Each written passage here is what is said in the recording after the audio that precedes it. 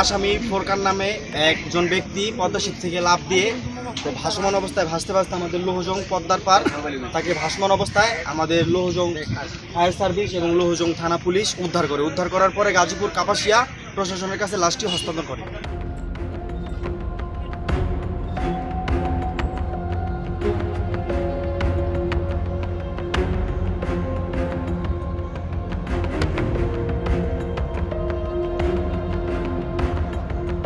গাজীপুর জেলায় আলোচিত 5 খুন মামলার আসামি পদ্মা সেতুর উপর থেকে পদ্মা নদীতে লাফ দেয়।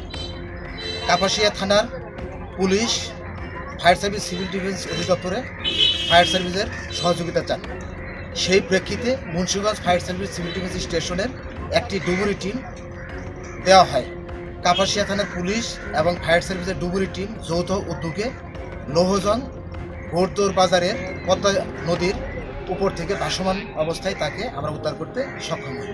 পরবর্তীতে তার মৃতদেহটি কাপাসিয়া থানার পুলিশের কাছে হস্তান্তর করা হয়েছে। হুররে ওয়েফারের মানচি টেস্টে টেনশন দূর রে, হয়ে যাক হুররে।